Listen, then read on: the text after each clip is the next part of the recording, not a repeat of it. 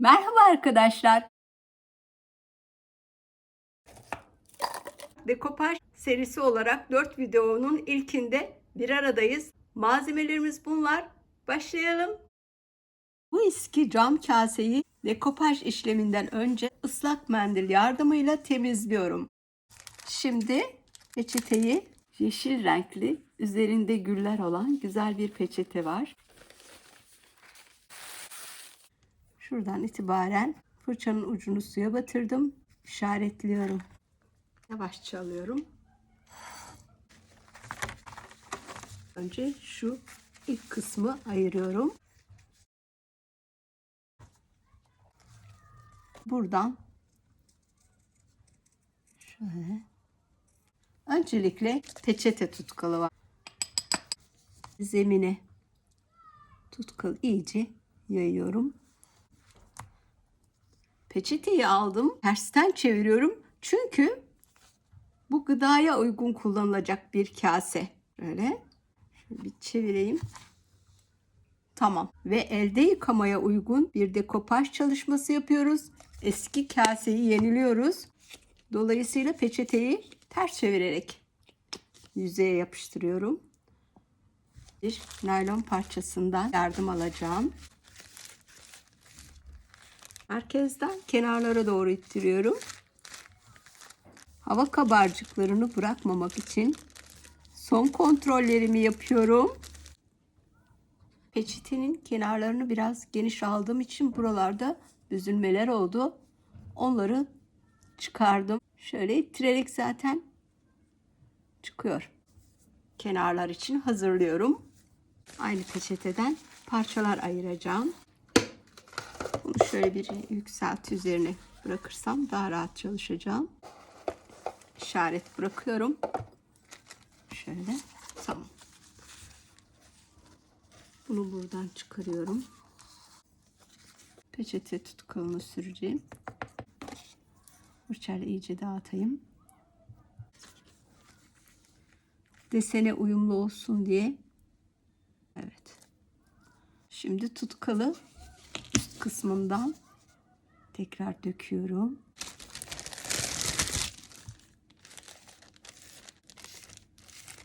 Şu kısmı yırtıldı. Sorun değil. Yeniden yapıştırırız. Hatta şunu buradan böylece çıkarıyorum. Şu kısmı da ayırıyorum. Daha iyi oldu. Yine ıslak mendili kullanarak yüzeyi temizledim. Kopajı döküyorum. Şöyle bir yayıyorum yüzey üzerinde. Ve iç taraftan kontrol ederek ilerliyorum. Hemen dekopajı şuradan döküyorum. Tutkalını ve naylonumu alıyorum elime.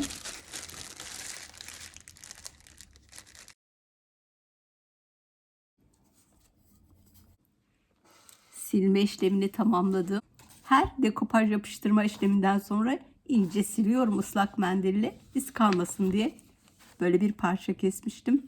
Şimdi onun yerini bulmaya başlıyorum. Yüzeyin üzerine dökeceğim. Şöyle çiçeği denk geldi.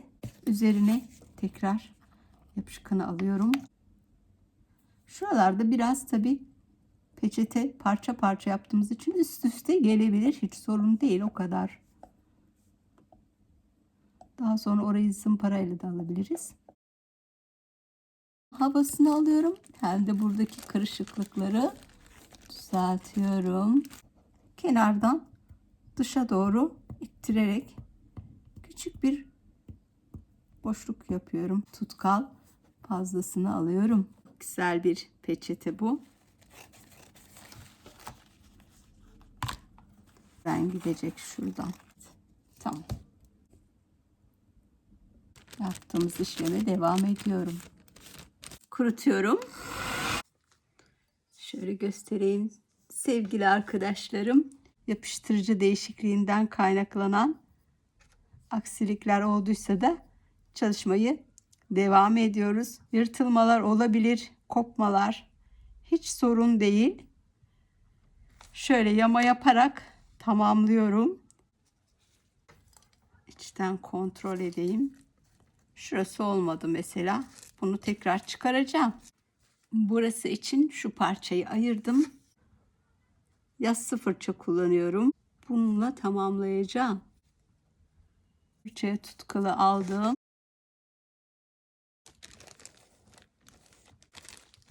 Kenardaki fazlaları alacağım. Kurutuyorum. Kenardaki fazlaları alıyorum. Önce makasla alıyorum. Alalım. Tamam.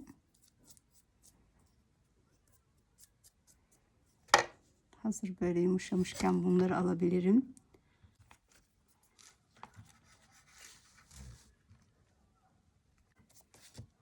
Kenarlara doğru. Burayı söktüm çünkü çok fazla peçete katlanması oldu. Temizliyorum. Şu çiçeğin yarısı gitmişti ve onun yarısı burada var. Onu oraya ilave edeceğim. Şöyle kontrol ediyorum. Yerleştirdim ve dekopaj tutkanı da uyguladıktan sonra hava kabarcıklarını alıyorum. Son kalan şu kısım için hazırlama başladım. Şöyle göstereyim, iyice temizledim. Şöyle şuradaki dalın devamı olarak bunu alıyorum. Ve dekopaj tutkalımı. Burada bir ipucu veriyorum arkadaşlar. Bombeli yüzeylerde tek parça çalışmamak gerekiyor. Böyle küçük parçalarla deseni tamamlayarak ilerlemek çok daha iyi sonuç veriyor.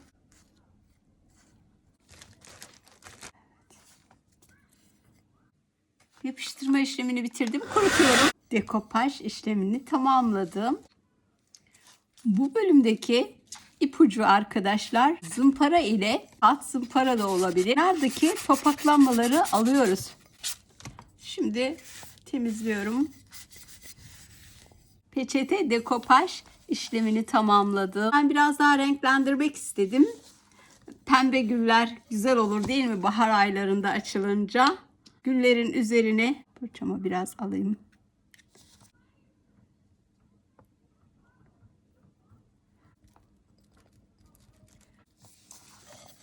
Bütün güllere öncelikle pembeyi böyle bir uygulayacağım. Bu şekilde gülleri pembe rengiyle boyamaya devam ediyorum. Pembe rengi tamamladım. Kenarlara bakır tonu, metalik bakır rengi.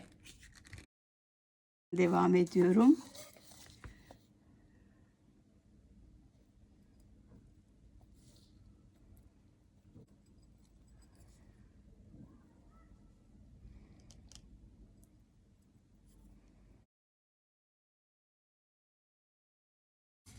Tamam. Kurutuyorum. Kenarlara bakır metalik boyadan şöyle kurutuyorum. Kalan kısım için devam ediyorum.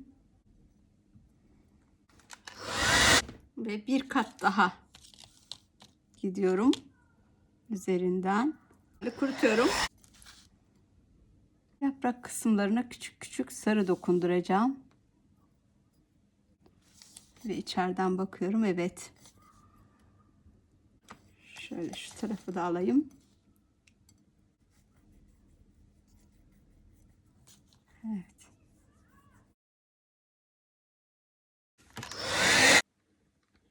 Yeşil renk ve parlak beyazı karıştıracağım.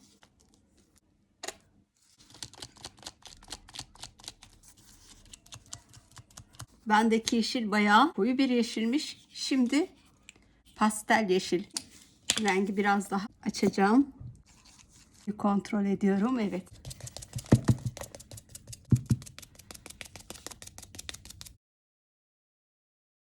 Renkleri karıştırınca çok güzel renk tonunu elde ettik.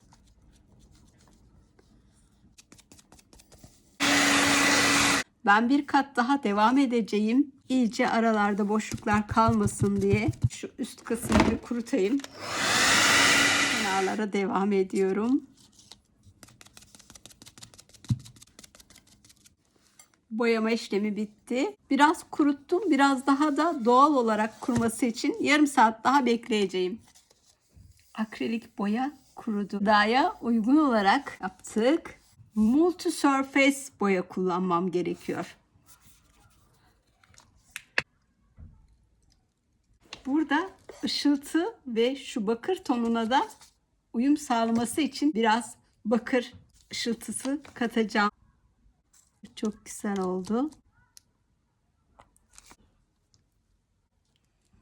Şu aralarda görünsün istedim. Bu noktadan başladım. Zaten içinde de pembe güller vardı. Kendimiz pembe gül yapmıştık. Bugün renklerle aramız iyi. Elde ettiğimiz tonlar gerçekten güzel. Ve boya almadan üzerine tekrar üzerinden gidiyorum ki kabarcıkları yok etmek için. Şu kısmı biraz kurutayım. Birinci katı 3 kez birer saat arayla kuruttum. Hazırlıyorum. Karıştırıyorum boyayı. Bu tür dekopaj veya eskileri yenileme konusuna meraklıysanız ve videoda izlemeye devam ediyorsanız öncelikle izlediğiniz için teşekkür ediyorum. Kanala abone olarak bu tür el yapımı çalışmaların devamlılığına destek olabilirsiniz. Beğeni, yorum, abone olmayı unutmayın arkadaşlar. Bu son kat boyadım çünkü yeterli geldi 2 kat. Bu şekilde yarım gün kurumaya bırakıyorum arkadaşlar. Kurudu. Güzel kurudu. Yarım gün bekledim. Bu şekilde de çok güzel oldu. Yalnız değiştirmek istiyorum şu anda. Buraya bakır tonu ya da altın sarısı karar veremedim şu anda. Koyusunu kullanacağım. Üst kısmı kurumuş. Orayı biraz açayım. Evet. Tamam.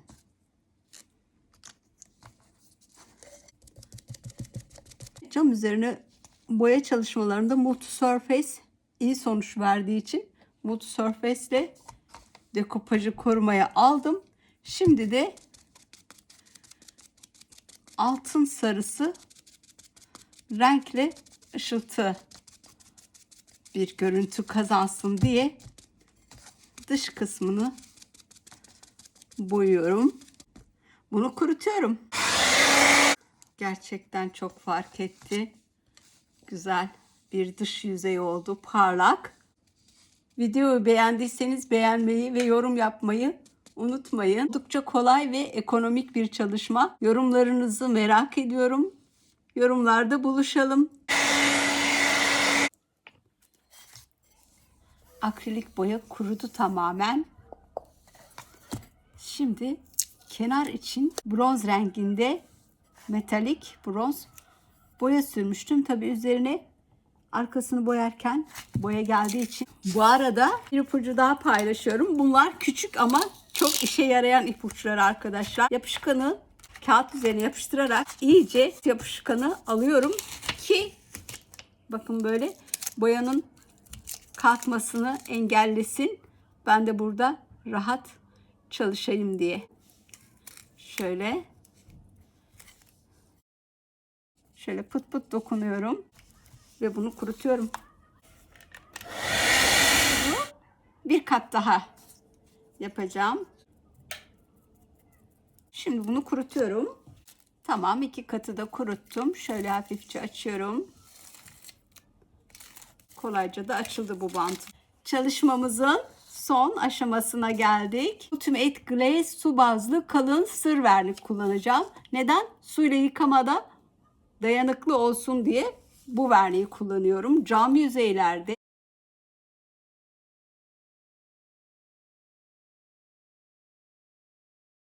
yükseltinin üzerine bıraktım. Tam 21 gün bunun kurumasını bekleyeceğim. Ondan sonra kullanıma hazır. Ters dekopaj yöntemiyle yapmış olduğum kasenin İç yüzeyi hiçbir şekilde işlem yapmadığımdan gıda kullanımına uygun elde yıkıyoruz arkadaşlar. Makineye atmıyoruz. Böyle gösteriyorum. Bayram kutlamalarında ben bunu şeker kabı olarak kullanacağım. Bayramınızı kutlar, sağlıkla nice bayramlar dilerim.